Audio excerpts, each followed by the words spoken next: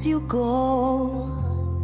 You've lost the feeling, baby, like a feather in the wind, wherever it flows.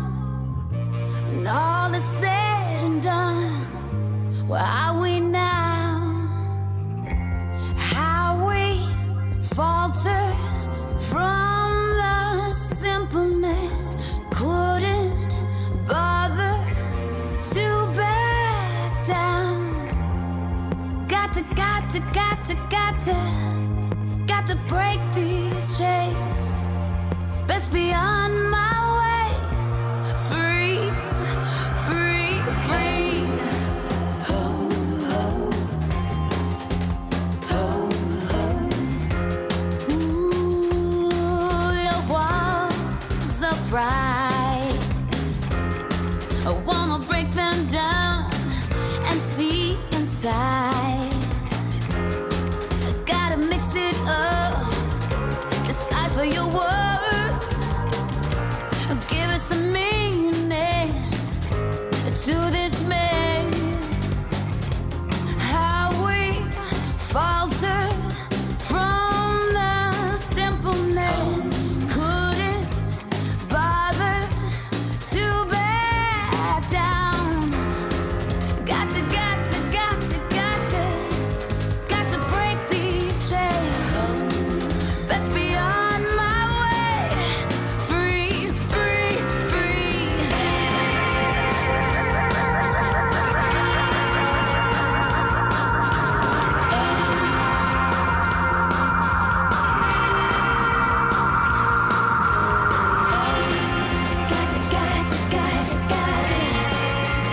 Gotta break. Wrong or right, yeah. Got to break these chains. Best be on my way. Free, free, free. Got to break these chains. Best be on my way. Free, free.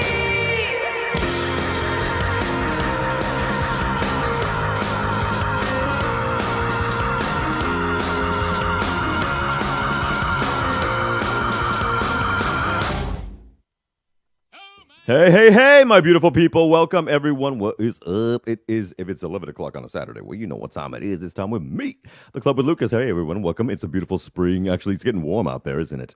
A spring day here in Catalonia, in the beautiful capital of Catalonia in Barcelona, Spain. Now, we are going to be bringing you some news and some highlights and everything as we do here every week. And today it's just going to be me. It's going to be me all morning with you, children of the corn. And so I hope you're ready to buckle up. Get your favorite poison, as you can do here. Maybe it's a Caragelo or Sigalo de Baileys or what have you. But let's get started, man. Welcome, everybody, for a 2-hour brunch extravaganza here on RCE Studios on the Club with Lucas. And in fact, we're going to be being joined, hello, by psychologist and live facilitator Kevin Patterson, who's going to be flying in via vMix link on the video, everybody, so you can catch us with your peepholes as well on YouTube. But he's going to be here as well from Hawaii, and he's going to be talking about something that's going on in his realm about facilitating the necessities that are happening. Specifically, his focus communicates in psychology and the aid of self-help for the gay community and the queer community and women in particular, but it's for all people, and we've got so much to get to later on in just a bit. And later next hour, we're going to have a spot of Blue Mesa live sessions as well, when none other than one of my dear friends, dear acquaintances at the moment, but because of my dear friend Esther, I have met this beautiful man named Jetty, who is actually one of the instrumentalists for the Blues Walkers. He also is a member of Cave, which we're going to be talking about just a little bit with him as well. And that's going to be served up next hour. Remember, everybody, you can catch us live here at 106.9 FM here in the beautiful state of Catalonia. But you can also catch us with your peepholes, like I said, at YouTube at RCE 106.9 FM. And at rce.cat, you can catch us there live streaming all over the international beautiful airwaves. Now, I want you to follow my ass at the Club with Lucas on Instagram and the Club W Lucas on TwitX oh, however you want to call that. So much to serve up to you, so much news to get to as well, because you already know so much is happening, not only here in Catalonia with the elections that are coming up in just a few weeks, but other things happening around Europe and specifically over in the US. And of course, wars to speak of. So, pitter patter, let's get at her. I want to just do a little bit of homebred music today. So, we're going to be mixing it up all day with tunes, or all morning rather, with tunes. Now, Stay Homas. Oh my God. Firstly, I communicated with these boys about a year ago, and I have got to get them in here on the live studio sometime with the Blue Mesa live sessions because they are such wonderful young men, and they have done a beautiful mixture and melange of different musics and different styles. Of course, their style of music is more roots rock, I would say, specifically here for Catalonia, but they do their music in Catalan, English, Spanish, and Portuguese, and it's beautiful. This is one of their singles from post-pandemic when we were just coming out, and it's called In the End. This is Stay Homas, and you'll be right back in 2.5 minutes with a little bit of news in English for you, my lovelies. Barcelona to the world. This is a really fucked up situation for everybody, but let's at least enjoy this song. Oh my god. I'm tired of watching television. My PlayStation also tired of watching me lose. The sun doesn't shine for me on these rainy days. I don't know what to say. What to say? In this fucked up situation, I'll try to be happy anyway.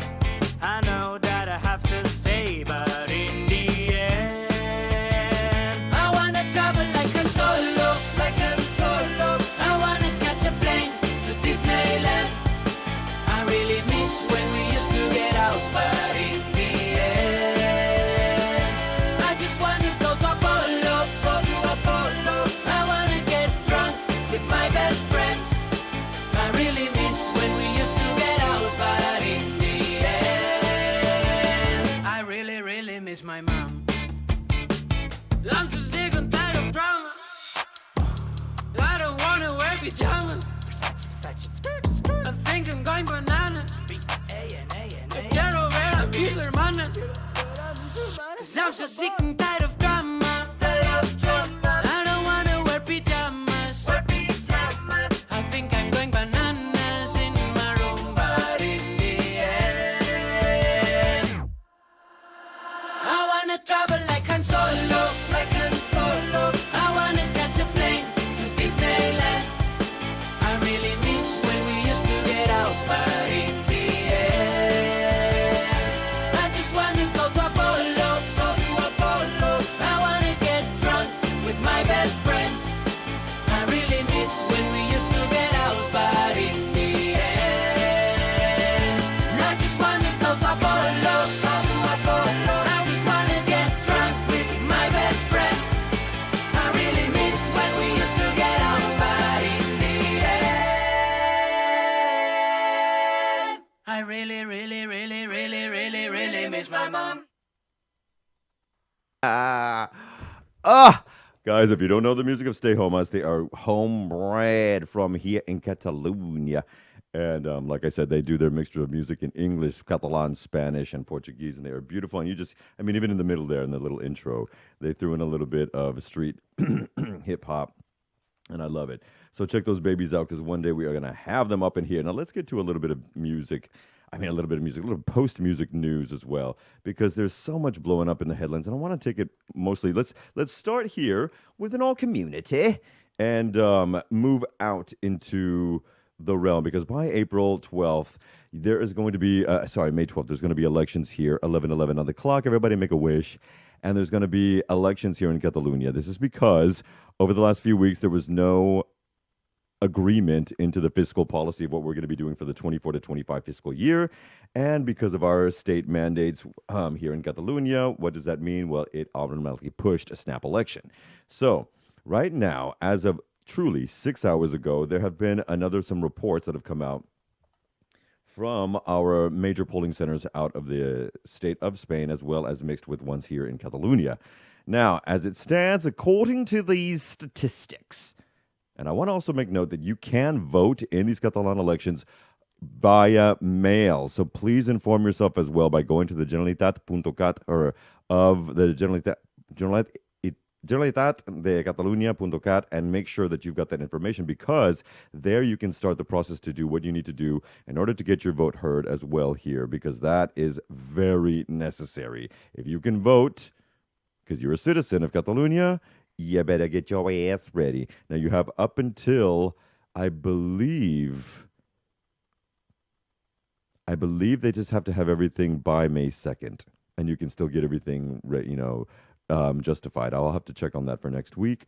But yeah, you can get that done as well via mail. Right now, it stands that the Partido Socialista Catalán, which would be the socialists here in Catalonia, are oscillating between 23 and 29%. They're basically guesstimating about a 26% vote count, but that appropriates them about 39 deputy seats. However, that does not give them any possibility of absolute majority, so they would have to side off with one of the independence parties here. Well.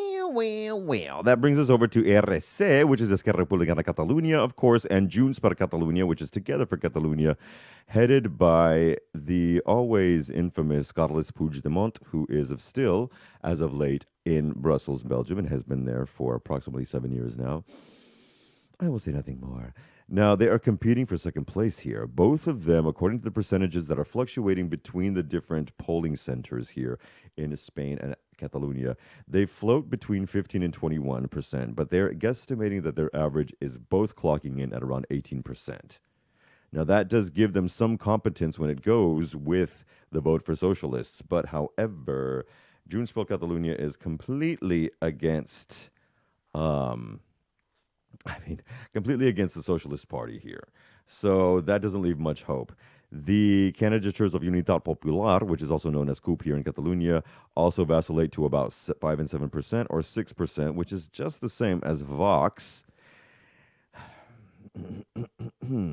who, of course, is maintaining his presence in the Spanish Parliament of Moncloa. They are also vacillating around 6%. And then you've got the Comuns Sumar, which are also running around 6%. The Partido Popular has practically nothing to do with these vote counts and percentages. They have very, very little percentages that are hardly standing up. They would get about 12 scans, maybe, they're saying, but that just doesn't even come close to what some of the other ones are getting. So they and Ciudadanos hardly pop onto the screen with the gangsta lean here. But that means that the socialists, if they take the lead, headed by Salvador Illa, they would have to form some kind of coalition party with other parties. And we know how that goes, so a little more on that later.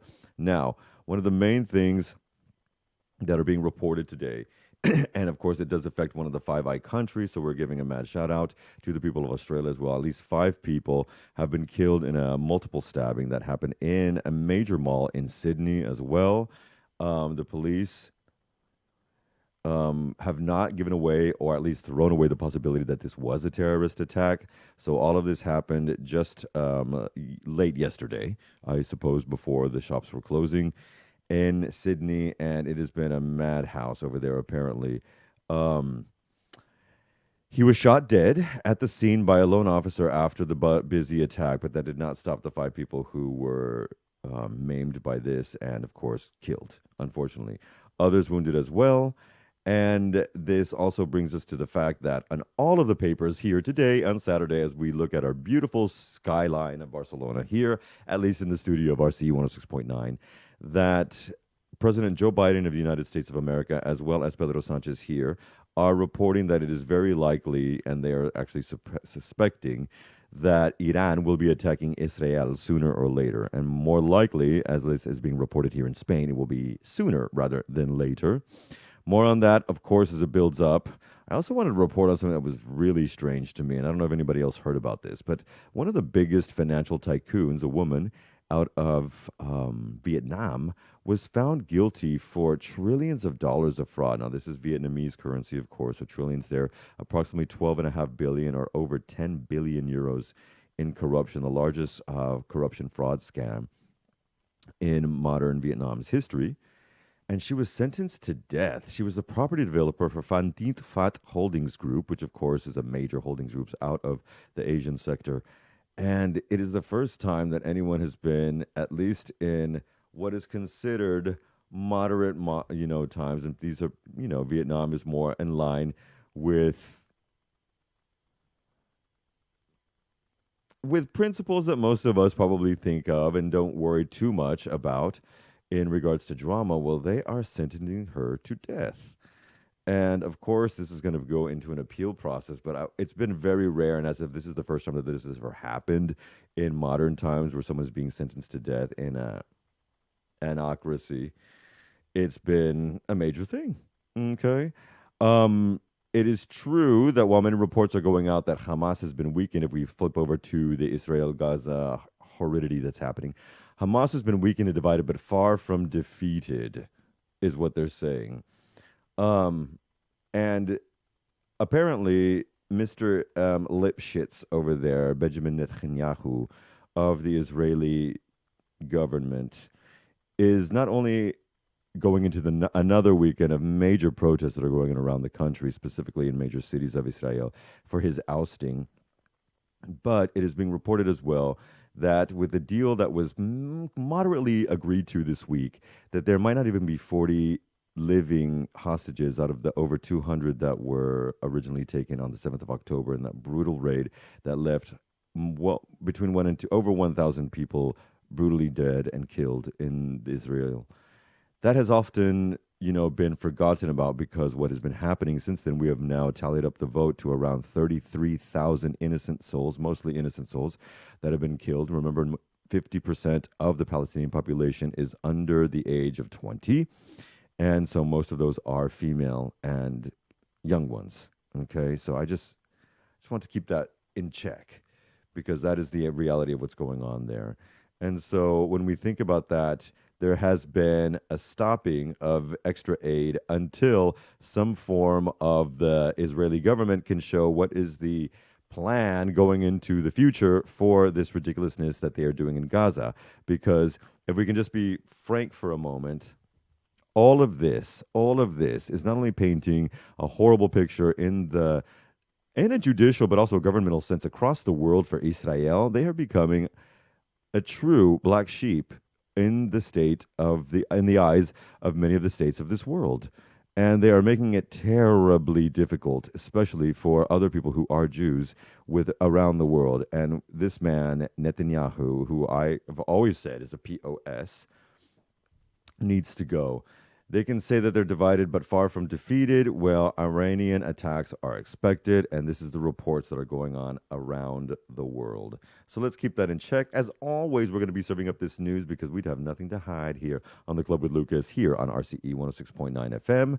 In just a little bit, we are going to be getting to some extra beauty with a gentleman calling in from the beautiful paradise of Hawaii. Like I said before, personal growth facilitator and doctor of psychology Kevin Patterson is going to be joining us in just a little bit to be giving up so much information that I actually truly want to share with my community here, and I'm so proud to be having him here. You can also follow him at Instagram, and we'll be giving you all that information as well in just a bit. But we're going to get to a little bit of music as well. I just want to make one thing mention. I have a beautiful friend of mine. Sorry, bugs in my throat. And Monday starts the criminal trial of the ex-president of the United States of America and current Republican candidate for the United States of America president for the 2024 elections in November. Donald Bloody Trump has a criminal trial starting on Monday with final jury selection. Now, for the last week, they've been going through scores and scores and scores and scores of people with a 42-question guideline to try to whittle out who will be the jury for this first criminal trial of a president from the United States of America in a New York state courthouse. And this is very happy. Now, what is this about? This is about the hush money payment that he made to a woman named Stormy Daniels, Stephanie Clifford. Stormy Daniels is a porn star, porn actress, and director, and has directed many things actually now. Because of this fame, she's been able to direct lots of things like commercials and whatnot. So she's a director and actress and writer as well, an author, who has she was basically just before the United States elections of 2020. She was going to come out with a report on the National Enquirer, how she and another woman named Susan McDougal, I believe, or someone McDougal, had slept with Donald Trump when his wife Melania was pregnant with their now adult son Barron. Happy birthday, sir. And they were paid hush money to kill the story, and all of this happened right before the United States election, and truly hours to days before the elections. Now, if a lot of people had heard about the fact that he was sleeping with a Playboy playmate and a porn star, they might not have voted for him and given him the alleged. Okay, stop. Move the alleged the win that he took over Hillary Clinton in 2020. So that in 2016, everybody, please forgive me. That was an error in judgment of speaking. 2016. So what did that breed? Well, that bred him having to pay off through his fixer, otherwise known as his attorney, these women for hundreds of thousands in order to keep this guy silent, in order to keep this guy that was publishing it on the National Enquirer silent. This way, nobody would be affected and nobody would be the wiser. Well, this is a campaign finance criminal federal offense in the United States because he was hiding truth and paying it off. And he paid this off while he was in office, which is another offense. So all of that is kicking off on Monday, and that makes me very happy. What else is kicking off right now? We're going to be just joined in just a little bit by Dr. Kevin Patterson, but we need to talk. The Pet Shop Boys, yes. 40 years on, and the Pet Shop Boys do not stop serving goodness. This is a new song about the White Swan, I believe they called him. Nebekov, was it? The dancer? This is Dancing Star, and it's 3.5 minutes of 80s flashback beauty. Remember, you can catch the Gens Live on 106.9 FM and rce.cat.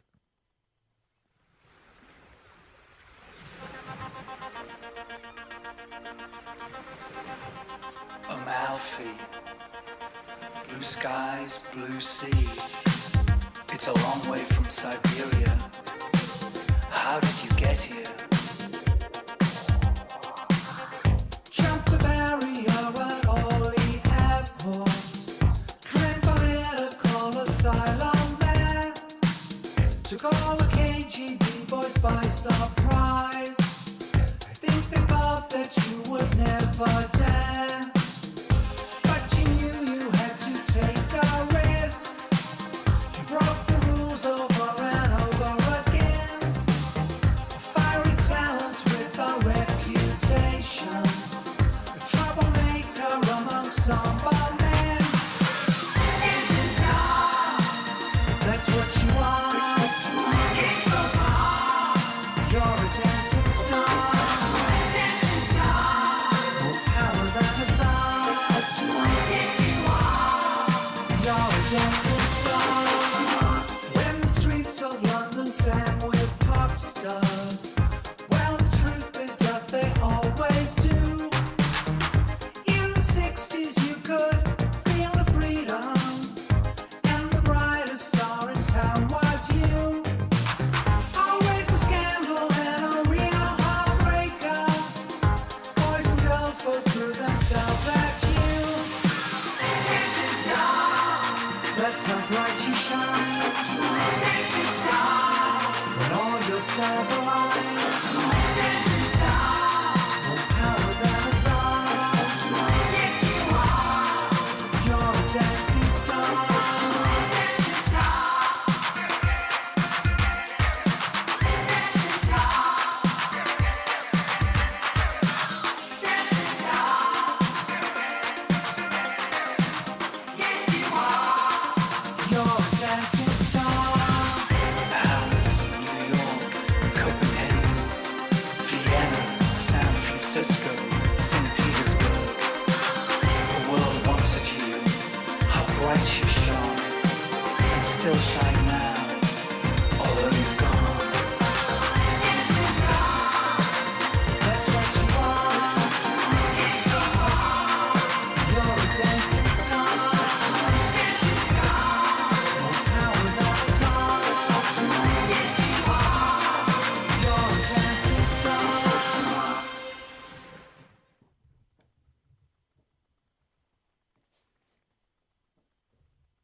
And I believe we are back. Yes, we are. And Attack, and that was the Pet Shop Boys. You can catch their new stuff now, Dancing Star. Now, do I have a non-dancing star perhaps on the other line? I don't know if you can hear me. Mr. Patterson, can you hear me? Me? I can't hear. Hey, I can see you, Hey. but I can't hear Okay. you. Can you hear me now? I can hear you. Can you hear me? Hey, perfectly. How are you, sir? Awesome. Good morning here. Good evening to you there. What's going on? Yes. I love the fact that. Just Please, no, you're speaking. no, I was going to say it's 11:30 and just winding down the night, and it's great to go out with the Pet Shop Boys. You already know. And we're going to go out with another song later that Yeah. you chose. Thank you so much for being here on the Club with Lucas All here right. in Barcelona's RCE 106.9 FM. And so good to see you. Now, it's funny, folks. I am bald. He is not, but he still rocks this hat. And I love it because it makes him like Beyonce Halo. And I'm digging this right now. Thank you so much for being here. Seriously. Have you had a good rest of your day since we last spoke? It has been a beautiful day here in Hawaii. The sun is out and everything is smelling good, and yeah, it's been an awesome day. It's popping off. Now, in fact, Yeah. okay, has nothing to do with what we're going to talk about, but what are the seasons like there in Hawaii? In which zone or which region of the state are you? So I am on the island of Oahu, and it's just outside of the city of Honolulu. So it's the biggest city on the islands. And on this island, there's actually 5 microclimates. And I am up in the mountains, kind of honestly where they filmed the movie Jurassic Park. And so I live up in the jungle, like the rainforest part of the island. It's beautiful. It's green. There's waterfalls today. It's been raining. So yeah, that's a little visual of where I'm at. That sounds well. I kept mentioning earlier in the intro that this is you were calling from paradise, and that's exactly what it sounds like. But you were not necessarily. Are you from Hawaii? Where are you from Not originally? Can from, we get to the no. basics? Let's Um, start with this now. yeah. So I was actually born in New Mexico and grew up, spent most of my life in Phoenix, Arizona. So Southwestern I've boy. always been Mhm. a desert boy. Yep. Same here. Born in Texas. Boy, I tell you what. Now, I mean, There when we you go. come from the Southwest and then you make your way to other regions, obviously you went to Hawaii. I went to New York City as a teen. Um, How do you highlight differences between the Southwest and where you are, obviously, besides the jungle pop? Yeah. Oh man, that's a good one. So I would say what I love most about living here that feels very different than living in Phoenix is everyone here is just on aloha time. And people are kind, people slow down, people let cut them off in traffic, they wave to you, and we always throw each other the shaka. And it's just, I don't Really? know, it's a good vibe here of really happy people. And I found in Phoenix, it just felt like a really big city. And Phoenix is known for road rage, and you could feel it, you could sense it in the air. So everything feels much slower and kinder here. Do you feel just like by inertia you were necessitating that move? And how long ago did you move to, over I'm there? actually newer here. I, I Oh. started, I, I lived, I moved here in July of last year, so going on a year. And Mm, my family moved out here gradually over the last few years, my extended family. And yeah. so I just decided to come out here and be with them. And never lived in a beach town before. And I must say, living by the water is just peaceful, it's gorgeous, and definitely a welcome change for sure. Okay. Well, when you do that welcome change, you were not alone. You had a couple of kids in tow as well. And we I won't speak do. about it too much, but being a single father, making that transition, especially with high schoolers, how was that for them, if I may ask? Um, so I actually told them that they could wait until they were graduated or done if they wanted to. Mm, But hmm. they had visited out here and visited grandparents and aunts, and so they had been used to vacationing here. And so when I gave them the choice to say, do you want to wait? Do you want to do this now? They both were up for this sense of adventure. And so I said, okay, fine, I give you the I chance. love And it. they said, let's go. And Did you ever I say, would, no, they filmed Jurassic Park here? I want you to know that. Did you ever tell them that? oh, of course I did. Of course I did. I'm the nerd that tells all my friends that come out and visit. I'm like, did you know that this is the mountain that they filmed Jurassic Park on? So I love that fact. But yeah, the kids love it here. You already know. Okay, so let's take you now. Instead of the kids in high school, let's take you back to high Hmm. school. We'll go back in the late Okay. 90s, 2000s. Of course, we are Okay. 39, darling. We are 39. Exactly. And so Exactly. you're in high school. What did you decide to pursue and or why after high school in regards to studies or what you wanted to do in your sense of life? Sir You Kevin. know, I feel like I was one of those kids that didn't know what he wanted to be when he grew up. Mm, And, there's some of the kids that just have that beeline focus and they know exactly what they want to do. And yeah. for me, I actually struggled through high school and um, my grades weren't that great. I was a very nice and easy to get along with kid, very, very well rounded. Just academically, that wasn't my strongest point. And Hmm. so the fact that I graduated, my parents were like, oh, thank God. And so I went to college and decided that I was going to do my general studies and just kind of figure out what I wanted to do with my life. And I remember talking with my mother, and she said, just what interests you the most? Like, if you could say, regardless of whether you're super wealthy doing it or don't make any money doing it, what would just give you so much fulfillment? What do you like the most? And I Hmm. said, honestly, I'm fascinated by people and relationships. Just inspire me, and I love watching people. I love predicting patterns with people. And when I got into like second or third year of university, I finally realized psychology is for me. Hmm. And what's interesting is once I declared psychology, I actually pursued a master's and then got my doctorate. And once I chose psychology, my grades went to like A's and B's. And so suddenly I became this great student. And it really was about finding something that just lit me up and made me feel really good about life and help me help other people. And so I would say psychology kind of found me, but Hmm. I more or less knew how to trust my instincts and follow my core values. What was it about people?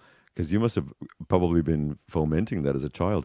What was it about people that encouraged you to be not inspired, but to be observant of them, to be fascinated Yeah. by them? What was it as a child? Maybe was there a particular moment that you might remember? Eureka! I'm obsessed with watching these people. I'm not. That sounds weird, but you know what I mean.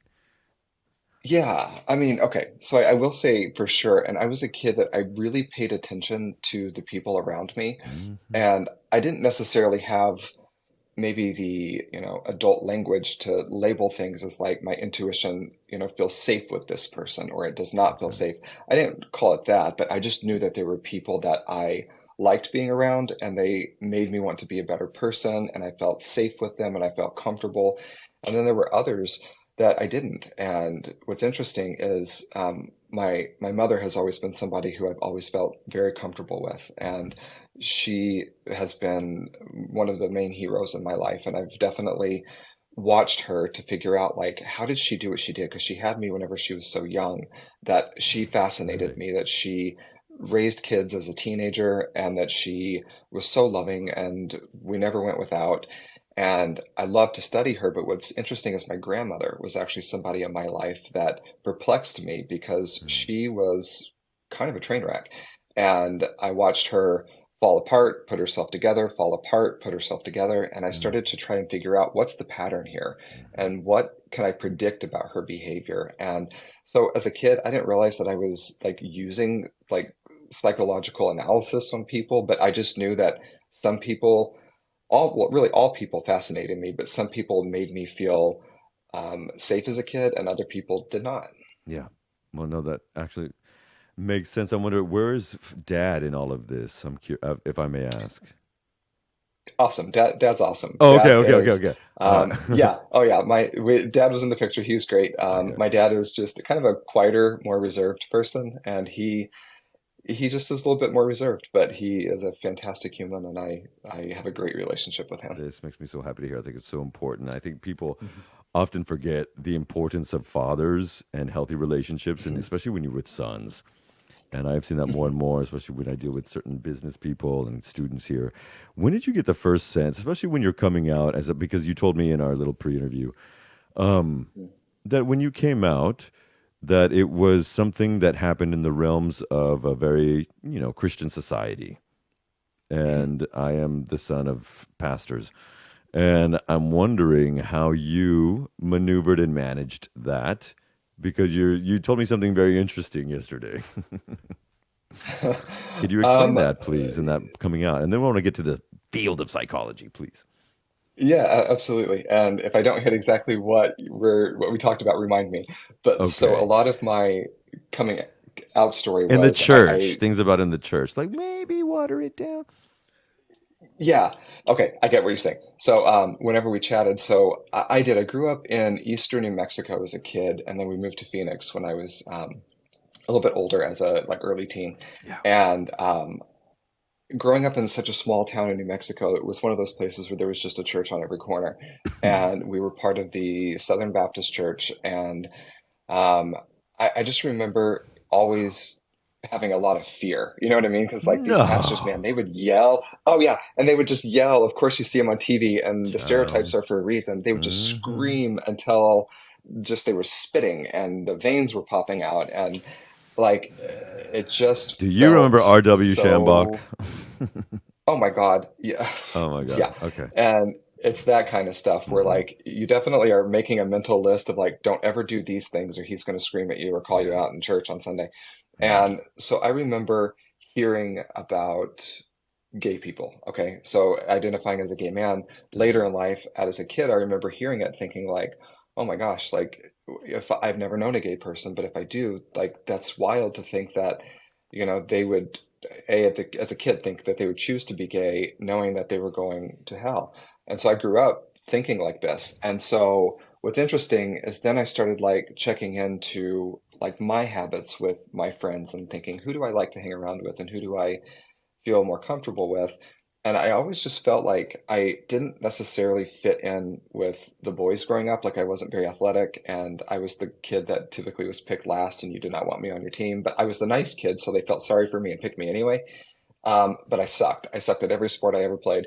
And but yet I wasn't one of the girls. And so like whenever they would talk about things that were particular to girls, I always felt like I was in that weird group in the middle where I just didn't really ever have anyone to hang out with because I felt Mm. different and people didn't get me. And so I realized like I liked like sleepovers as a kid growing up with the boys because I felt like I was getting closer to them and I wanted that Okay. closeness and connection with them, but I didn't quite know like how deep that went or in what direction that would go. I just knew that once I started understanding myself more, I thought, oh my God, I think I might be gay. And, thinking about like, Mhm. okay, so what do I do here? That I told my parents, and I was a teenager, and my parents were both like, you know, okay, we're fine with it. This is fine. Like, we'll work through this, and we just need to Yeah. understand and like talk to us about your processing. And then I remember going back into church and into some of those communities, and it was like, all right, so here's where I'm okay to be gay, and here's where like maybe I need to like tone it down for this person, and like I can crank it up over here. And so I felt like I was very compartmentalized as a teenager because there were no other gay people that I could have as like role models or mentors. And I was having to always feel like I was hyper vigilant, like looking into every room to say, is it safe to be gay here? Or do I need to pull it back and kind of chameleon myself into being something that's more acceptable or appropriate? And so I'm going to say it was just, I felt like a late bloomer emotionally. Yeah. Once I finally learned how to be safe with myself, then it was like I could start to express who I was, and it came later. Hmm. So yeah. Hmm. I think, wow, you're kind of, I completely know where you're coming from. And I think sometimes when you have to compartmentalize, as you've said, and Mhm. put on the different hats as we do you feel that that causes little bouts of mini trauma or even complex PTSD stuff because of not bombs, like, if you're abused continuously, as some of us were, but, Yes. in general, because you put up so many Um, I masks.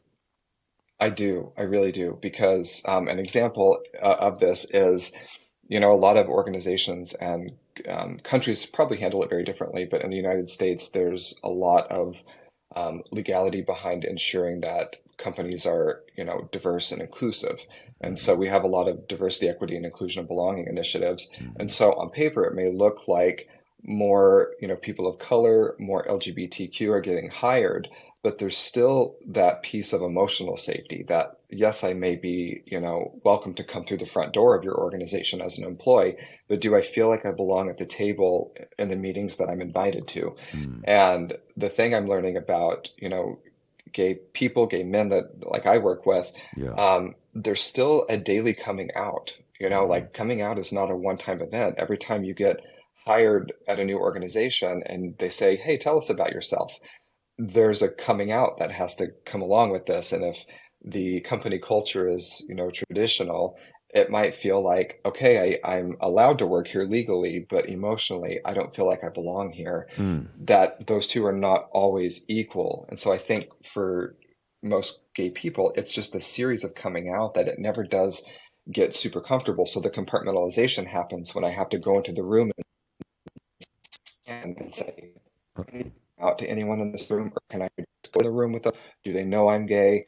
And then we start kind of like second guessing ourselves and feeling like we have to like overcompensate or over explain. Understood. Wow. Obviously, it's going to depend on where you're going, where you're doing that. There's probably more liberty, let's say, if you are in New York City than if you're in a boardroom in Mesa, Arizona. So there's going to be, something Yes. there. But also, then that's perfect, moves perfectly into what I wanted to ask about your approach to therapy, really focusing on women and the queer community. Because, and another thing I'd made mention of that is I was doing that because I do work in history and sociology as well. And I was wondering that I found it interesting that your focus happens to be on those who have, certainly in modern times, but for the existence of history for specifically women and, of course, men, gay men, they've suffered and faced the most oppression. And at the same time, in the state of education, we see that who has the power right now are women graduates in university and high school around the West, anyway. And it seems, as I thought, about more inclusion in regards to having people who are gay, lesbian, trans in higher, but maybe not emotionally or, in that way that you've just mentioned in the boardroom or in the office. So, how do you and why did you approach this? Because I also want to talk about the Queer Men's Healing Circle, which is somehow thrown into my algorithms, and this is why we're here today, and I'm so grateful for that. Talk Absolutely. talk to us about that, please. So yeah, so when I started my business and like my practice for myself, like I honestly started from the heart space of like I want to help everyone. And then I realized like I think we all want to help as many people as we can, but part of it was looking to say who am I actually positioned to help the best? And like what do my skills align with? Yeah. And the two populations that I realized that I work really, really, really well with are women and then queer men. Hmm. And so those two different populations, to your point, like there's a lot that they have in common. And most of like corporate spaces, even social circles, when you look at um, societal norms and standards of beauty, lots of different places, those two populations tend to have to water themselves down in order to fit in. They have to put up with feeling a little like their voice isn't as equal in certain conversations, or that they are just on micro levels, even slightly, less than in certain conversations or in certain levels. And so I'm learning by working with these two populations Totally that many of correct. them have played what I would call like second, what would you call it in like theater? Like they're not main characters, but like They're secondary supporting characters in most in actors. their own life. Hmm. They're a supporting actor in most other people's story. And so that's where you've got women who play multiple roles and they're, CEOs, their mothers, their sisters, their spouses, their friends, and they literally are trying to be everything to everyone. And then you've got queer men on the other side of it who are just trying to be approved of and accepted of in a world that just doesn't quite understand them. They don't fit into a bucket of good, bad, right, wrong, black, white. They kind of fit into their own bucket. And so what they have in common on that Venn diagram is that they're often trying to prove themselves to a world that just misunderstands them, sometimes intentionally.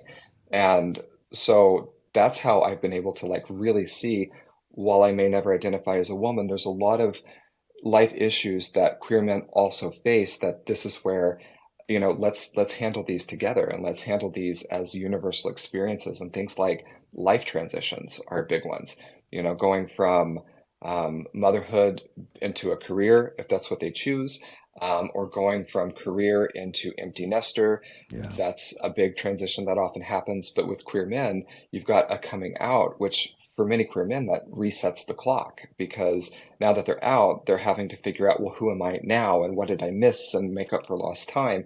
That they're in a big life transition of who am I post coming out? And for some men, that's later in life. So life transitions ends up being a very common topic between women and queer men that we can work through because you're constantly changing hats and roles. Do you think that there's more of a link between the women and the queer men that you focus on in the LGBT community because of a necessity to understand more things because of what they suffered and a tendency to have a little more empathy than perhaps some of our straight brothers? I do. I do think that there, for many queer men, I see it kind of going one of two ways. Hmm. That there's either that queer man that understands what it felt like to be misunderstood. And so once they feel more confident in their sexuality and in their queerness, then they ensure that they don't repeat that cycle and that they understand people from a more empathic place, a more compassionate place. But sometimes you have queer men that are, you know, kind of nasty and superficial to each other that once they come to terms with themselves, it's like, well, I had to pay my dues, you have to pay your dues. And we kind of throw down the Wow. gauntlet and make other people Wow. go through it. And so I do think that there is a big piece to that for sure. Mm. Can you explain a little bit, please, to our audience about the Queer Men's Healing Circle? We're going to be promoting this a lot throughout the next week or two, so I'm curious about this. Sure. Please talk to us about this.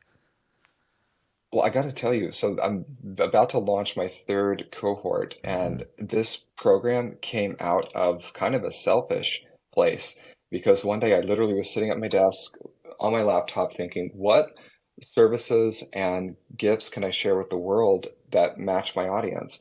And I kind of went to this drawing board of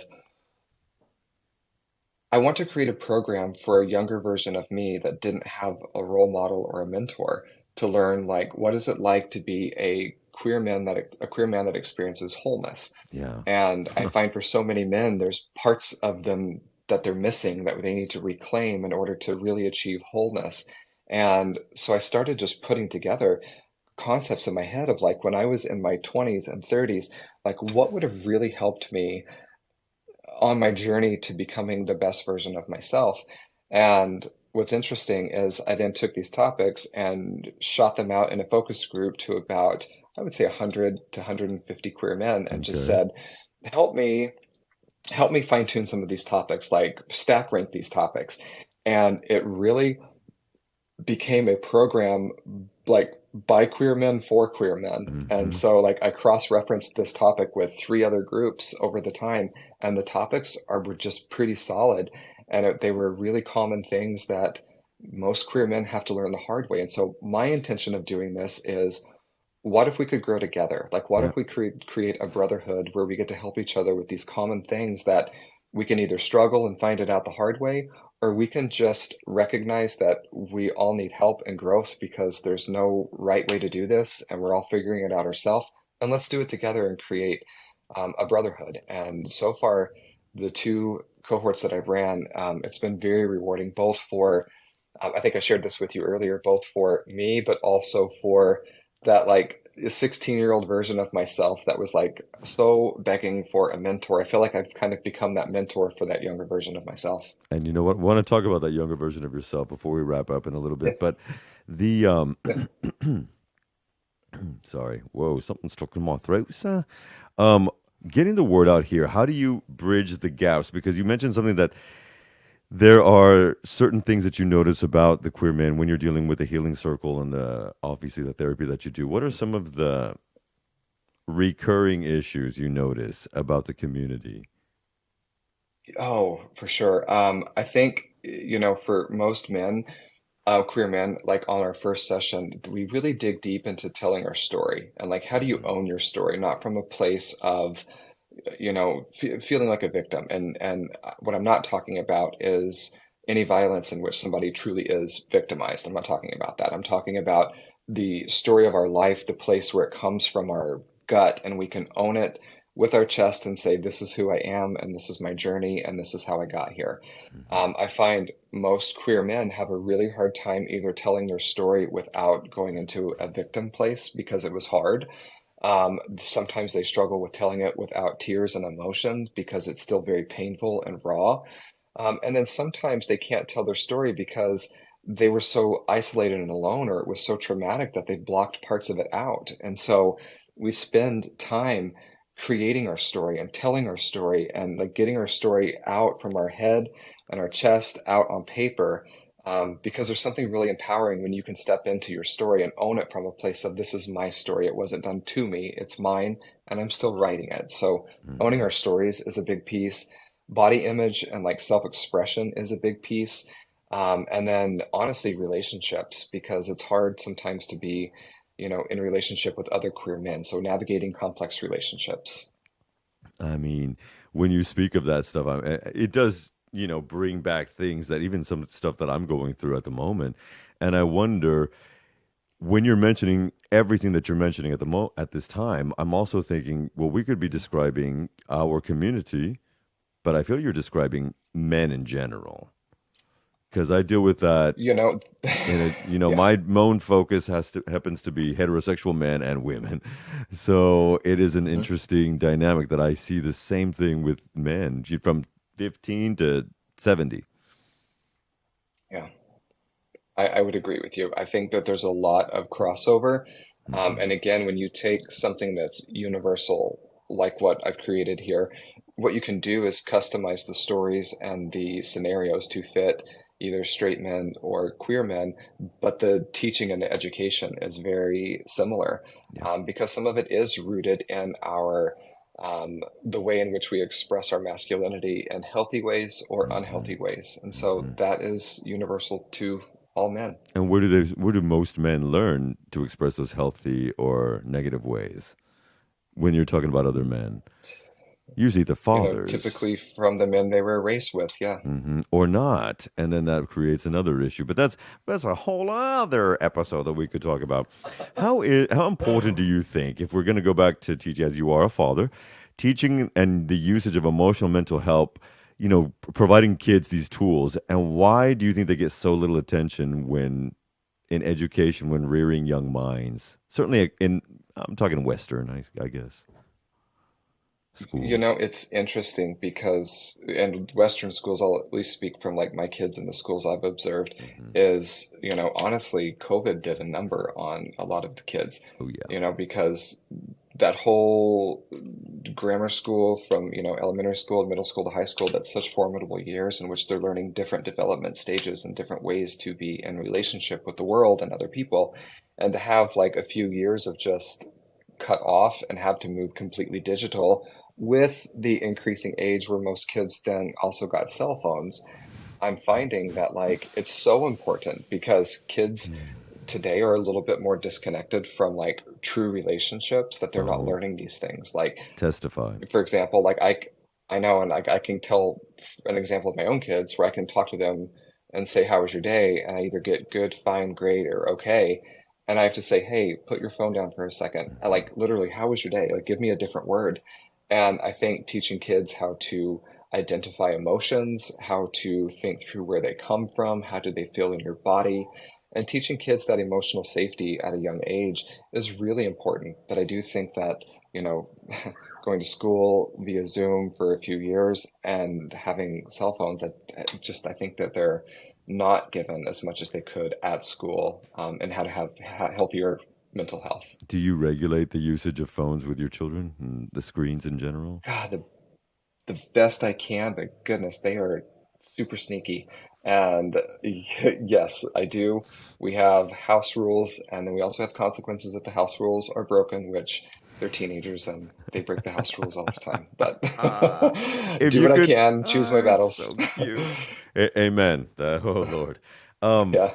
if you could look at yourself again at 16, 23 years ago, darling, and what would you tell that person? I would tell that person, you are not broken and there's absolutely nothing wrong with you. Okay. All right. And how and where can people contact you for your services? How can they sign up for all of the tools that you're talking about as well with the Queer Men's Healing Circle, please? Absolutely. So I run primarily most of what I do through my Instagram account, and there's Brilliant. links on how to get in touch with me, how to work one-on-one with me.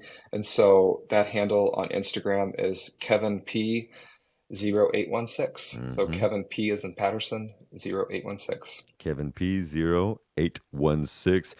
And of course, you can also get that information. Do you have a website as well, do you not?